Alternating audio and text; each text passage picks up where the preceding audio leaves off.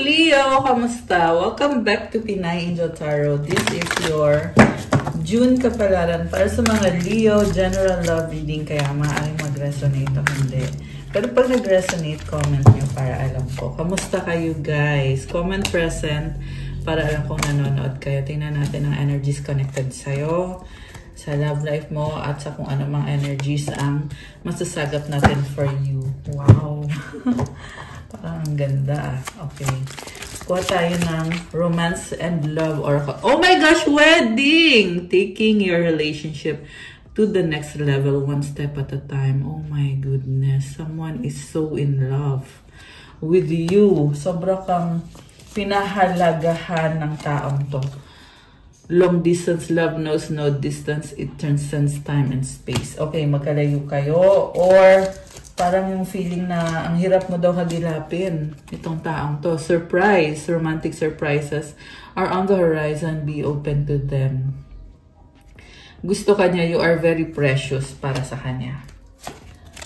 Dressing up, an opportunity to dress up and party, fun times ahead. So, may person dito, binabago niya yung sarili niya para sa'yo. Kasi gusto niya mag-work up yung connection niyo. Inobserbahan ka niya eh, at nag-a-adjust siya sa'yo. Okay? Gusto niya makuha yung loob mo. Sacrifice, sa bottom of the deck, love may come with sacrifices. Evaluate what you're willing to give up. Okay, this is also the same person na yung sakripisyo niya sa'yo is masakit para sa kanya. Kasi parang kailangan niyang mamili eh. Posible kasi to guys na may other person na involved dito. Pwede din naman connected to sa trabaho na meron kasing LDR dito at mas pinipili na isakripisyo muna yung happiness kasi may kailangan gawin na priority. Okay, medyo malungkot siya dito. At parang kino-comfort na lang niya yung sarili niya, itong taong to. Okay. Sobra kang special sa taong to. At this relationship or yung connection na to is a match made in heaven. Merong wedding card. Okay, sorry. Baka nagulat kayo, speaker ko yon biglang namatay. Okay. So, I was saying na this is a connection. Nawala ka sa kanya, kaya ito ngayon iniisip niya, paano ka babalik sa buhay ko? Paano kita makukuha ulit? Paano ulit ko connect sa'yo? And I was saying about wedding na tingin niya kasi sa'yo, you are the one para sa kanya. Okay, from the tarot, ang ganda ng overall energy, Ace of Cups, may bagong simula para sa'yo. You are feeling the freedom. Yung alam, medyo hesitant ka kung ano yung mga susunod na gagawin mo. Pero sinasabi ng angels sa'yo na you have peace and there's overflowing emotions and positivity. Meron kang lotus flower dito. You are blooming, blossoming, glowing, at merong, tingnan mo, may angel wings yung ibon, di ba? So, you are receiving angelic guidance. Huwag kang matakot kung feeling mo ngayon parang nagkakaroon ka ng pagbabago sa isang cycle. Parang bago yung pakiramdam. Diba? And then we have 10 of Cups, Ace of Pentacles, 5 of Wands, the Emperor, and the Page of Rods. Okay, what's going on here? May someone dito na gustong magbigay sa'yo ng regalo kasi kailangan kanya, gusto kanya, masaya siya sa'yo, gusto niyang bumawi sa'yo. Gusto kang makasama, makadate. Yung nga lang, andun yung feeling niya na parang kailan pa kaya? Ganun yung pakiramdam niya. Pero this is so much happiness. Ikaw yung ultimate happiness ng taong to. And nakikita ko din sa'yo, you are enjoying the new beginning na meron ka. Maraming biyaya, galing sa universe. Okay, yun nga lang, daming tao dito, guys. So, may person ka dito na this masculine energy. Conflicted siya sa'yo eh. Kasi gusto niyang pumasok sa buhay mo kasi nga ikaw yung happiness nitong taong to. Gusto niyang mag-offer sa'yo ng bagong simula. Gusto niyang gumastos. Yeah, kasi may nakita kong something about money dito na maglalabas siya ng malaking halaga para siguro may bibigay na regalo sa'yo or sort of gustong level up yung connection nyo. Yung nga lang, ang daming taong involved dito. So, mahirap para sa kanya. Kaya, nagsistrategize, nag-iisip siya ng paraan. Anong gagawin ko? Anong susunod na gagawin ko? Paano ko papatunayan kay Leo? Very challenged siya ngayon. Paano ko papakita kay Leo na ako yung nararapat para sa kanya? And medyo nangliliit siya sa sarili niya, no? This is someone actually na malakas ang confidence niya. Pero nahihirapan siya with the Page of Rods. Pwede itong distance, physical distance, magkalayo kayo. Or pagbabago sa kanya, may something na nagbago sa kanya. Kaya, ano kaya to? 555 angel numbers on the screen now. And it's showing me a big change. Okay. Kakasabi ko lang may nagbago sa kanya. And gusto niyang baguhin, gusto niyang mag-move forward with you. Parang iniisip niya, nag-iba ka eh. Nag-iba ka. Well, may nag-iba din sa taong to actually. Pinapakiramdaman ka niya, malakas ang intuition nitong taong to. Samantala, ikaw naman, enjoy mo yung life mo at marami kang nakakasalamuha mga tao. You are a creator, you take care of yourself, you love yourself. Bagong-bago para sa'yo. Kung ano man tong sitwasyon mo ngayon o kung nasaan ka man ngayon, parang yung feeling mo dito, the same pa rin naman, pero may bagong energy sa'yo eh. So, samantala itong taong to ay gustong makuha yung loob mo, gusto niyang pansinin mo siya. Okay? Nagpaplano eh, nagpaplano tong taong to. Sa nakita ko, hindi siya papayag na hindi ka niya ulit or hindi kayo magkaayos. Hindi siya papayag na hindi kayo magkaayos or hindi kayo magkabalikan. Gusto niya talaga makuha yung loob mo. Okay?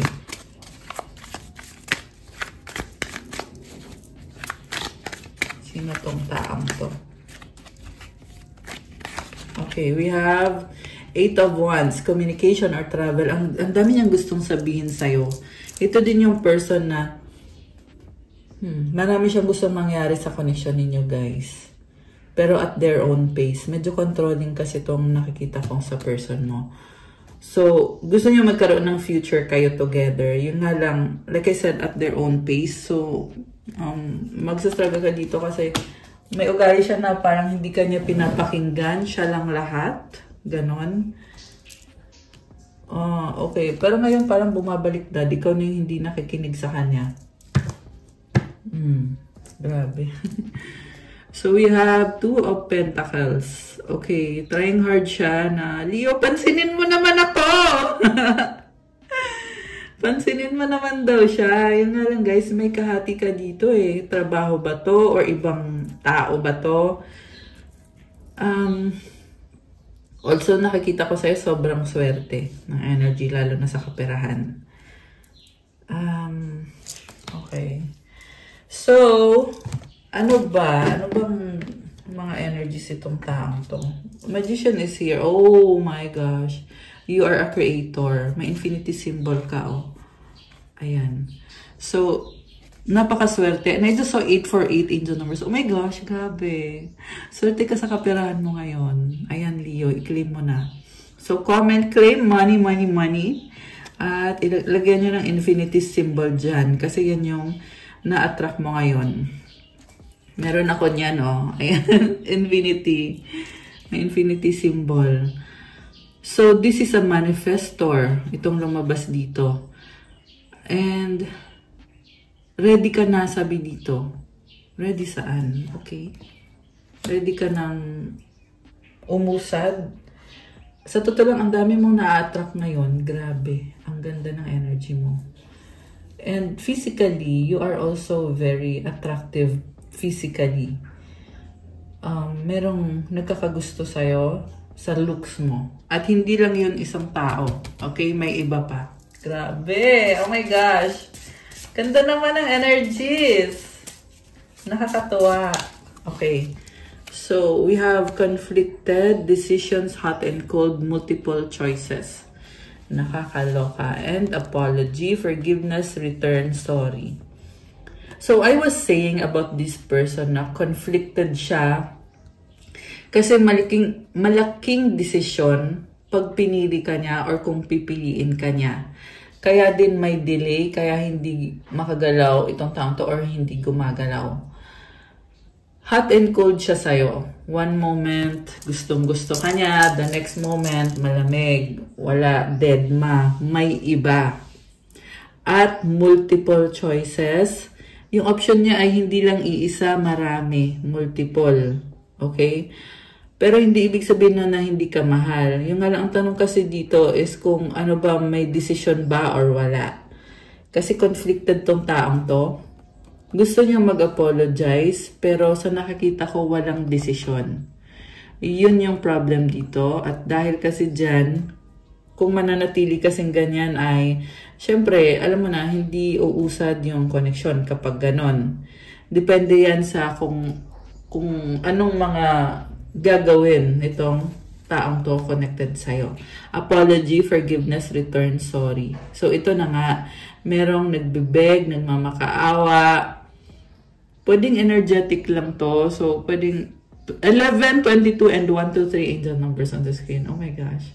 Meron kasing iba sa inyo guys na alam mo yon, gusto na mag-sorry nitong taong to pero wala namang ginagawa dahil nga sa conflicted siya. So, ibig sabihin mapapahiya siya sa'yo. Sorry ka ng sorry dyan. Ang dami mong babae, ang dami mong lalaki, or kung anumang gender nito. 11:44 on the screen now. Okay, daming angel numbers ha.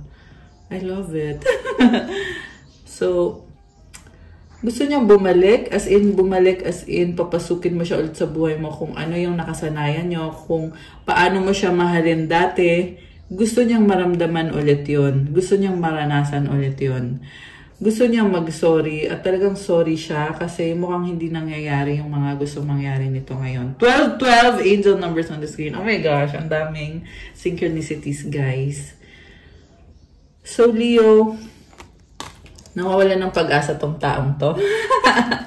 Which is, sa totoo lang, dapat lang naman eh. Dahil din naman sa kagagawa niya yan eh. Nakikita ko sa'yo, you've given enough chance. You were strong enough para bigyan ng chance tong taong to in the first place nakapasok siya sa buhay mo, diba? Pero anong ginawa? Walang silbi. Ayan. Hindi ko yung sinasabi para masaktan kayo o what. Sinasabi ko yun kasi yun yung naririnig ko, guys, na mensahe talaga.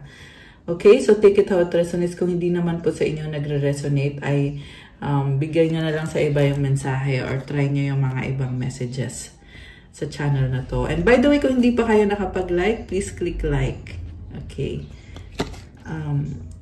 Possibilities. Free-spirited, adventurous. So, ito yung bigla na lang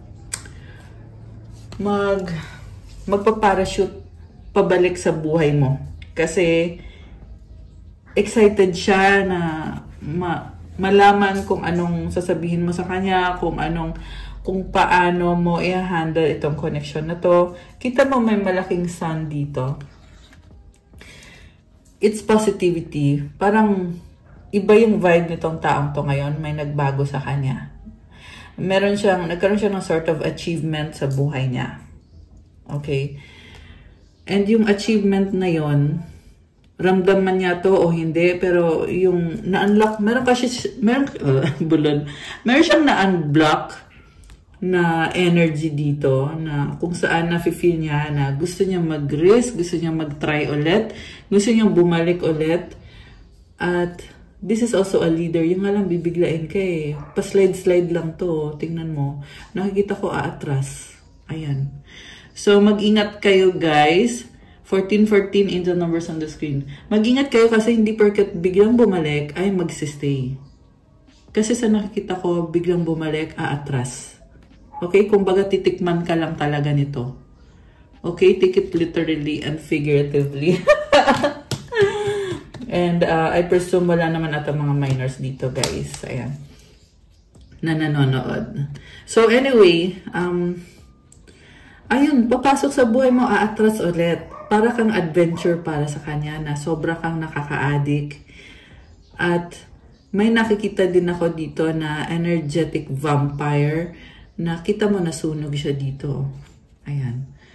Nag-attempt siya na to destiny swap with you or to nakawin kung anong ganda meron ka. Hindi uubra kasi protected ka. Napakalaki ng liwanag mo dito. Grabe. Your angels are with you. So many spirits protecting you. Good spirits, yan yung mga angels. At yung mga ancestors mo. Si God, syempre. Masabi ko lang, keep praying. Kasi andyan si God at yung mga angels mo. Kailangan mo sila. Kaya kailangan patuloy ka sa pagdadasal mo. Meron kasi naiinggit. Tsaka kanina yung person mo, nasagap ko sa kanya is medyo may blockage sa throat chakra. Nahirapan siyang sabihin kung ano yung gusto niyang sabihin. We have 17 self-reliance. And I just saw 1551 angel numbers. Okay, so time has come to rely on your knowledge, your wisdom, and your ambition. You have an important soul mission and life purpose. Leaning on your inner strength will allow more of your path to unfold ahead. Okay. Napakaganda ng energy mo, pero sarili mo lang yung maaasahan mo sa ngayon. At lumaban ka lang kasi may mission ka sa buhay at may purpose ka sa buhay. You are strong, malakas ka. Marami ka pang mapagdadaanan or marami pang mangyayari sa buhay mo. Kaya magpatuloy ka para mangyari kung ano man yung bigay ni universe para sa'yo. Rely on yourself, but also you need prayers. And affirmation, as I take leadership of my life brings a flow of good fortune and good blessings. You are a leader at natural na pumapasok at dumadaloy yung mga blessings. Kaya magpatuloy ka. The more na may mga tinutulungan ka, may ginagawa kang mabuti, the more din na si God ay bumubuhos yung mga biyaya para sa'yo, papunta sa'yo.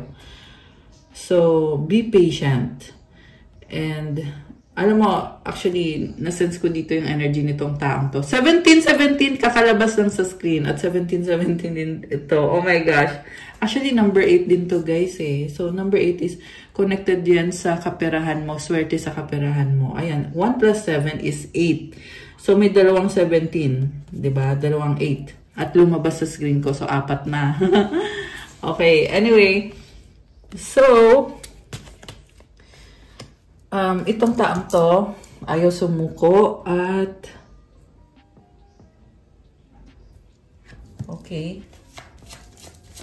Nagsisisi.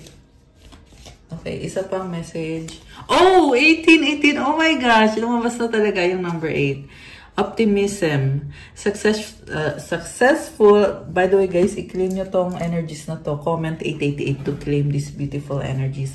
Comment, claim optimism. Successful manifestation of your abundance is near. Higher levels of optimism are needed as new abundant beginnings are on the horizon. Brighter days always come after the darkest of nights. Congrats, meron kang successful manifestation at abundance. Comment, claim successful manifestation, claim abundance. Kailangan daw maging positibo yung pag-iisip mo. Nagkaroon ka ng mga problems, pero andito na daw yung brighter days. Kaya ipagpasalamat mo tong blessings na to. Always magpasalamat, guys, para marami pang dadating. Affirmation, everything is in perfect order as I enter into this next chapter of my journey and connect to the abundance that is near. I love that. Everything is in perfect order. So, yeah, may mga challenges talaga na nakikita ko dito, pero lahat ng yan ay nangyayari to lead you towards this journey and to connect you sa blessing na ito na, paparating na, guys. Okay. So, tingnan natin. Ano bang mga mensahe galing dito sa taong to? Tingnan natin. Truth is, I'm in love with you. Oh my goodness. In love sa'yo ang taong to. Posible kasi tinatago-tago. Okay? So, ito daw yung truth. Ito yung katotohanan. May nakita din akong person na maglalakas loob. Well, gusto niyang maglakas ng loob. Pero, Yung iba sa inyo guys, gagawin talaga. Yung iba naman kasi, sa nakikita ko, hindi. 144 angel numbers on the screen. Ayan guys. So, actually, pwede kayong mag-avail ng private reading services ko. Kasi, iba naman talaga pag private reading kasi ikaw mismo yung i-reading. So, nasa description box po kung sino po dyan yung mga nag-iisip na gusto magpa-private reading. Doon po kayo mag-message sa akin sa Viber or di kaya sa WhatsApp. Pwede din naman sa email. Sa Facebook, mabagal ako mag-reply. Kaya, ayan, sinasabi ko na sa inyo, mabilis talaga sa Viber or sa WhatsApp. Okay. Ano pa? I'm only staying here for my kids. Nothing else. I'm making my way out. Okay, may nakikita ko dito may anak. So, dahil sa anak na yon, nagtitiis, nagsasakripisyo, pero hindi siya masaya sa taong kasama niya. Okay, oh my gosh. This isn't over. You haven't heard the last of me. We have unfinished business. So, this is someone na preoccupied siya ngayon eh. May mga responsibilidad siya sa anak, sa pamilya, at kailangan din niyang kumita ng pera. Pero, yung intention niya dito talaga is makipag-ayos pa rin sa'yo. At gusto ka niyang makasama eh. Okay? Sige. Kuha pa tayo. Another. I'm not happy. O, diba? I'm not happy in my current situation. Diba? Kakasabi ko lang. I'm miserable without you. Ito yung dahilan talaga. Pag wala ka, feeling niya malungkot siya. Alam mo yon, ayoko nang i-detalye kung anong pinagdadaanan nitong taong to. Okay? I'll leave it to your imagination. Ayan. Pero, the point is, may another person dito na involved at hindi siya masaya. Hindi siya masaya dun sa taong yon. Diba? Sabi nga natin kanina, may mga multiple options pa eh. Daming angel numbers. Okay. One more. One last. Ano pa? Okay, ito. Oh! Stalker alert. I check up on you often. Oh my goodness. So, nagsastalk madalas.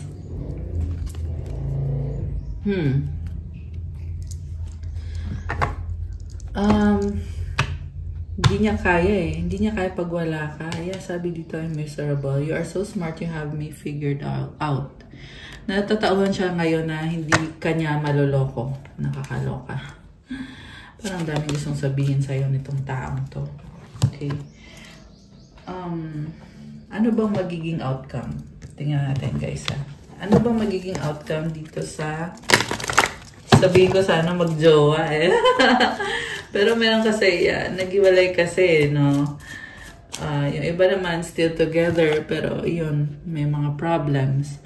Anong outcome ba dito? Ace of Rods. Girl, boy. Gusto ka niya. Ay, kaya ko sinabi girl, boy kasi merong mga nanonood din na lalaki dito. Merong girl, syempre. Merong mga nasa same-sex connection kayo, yung iba.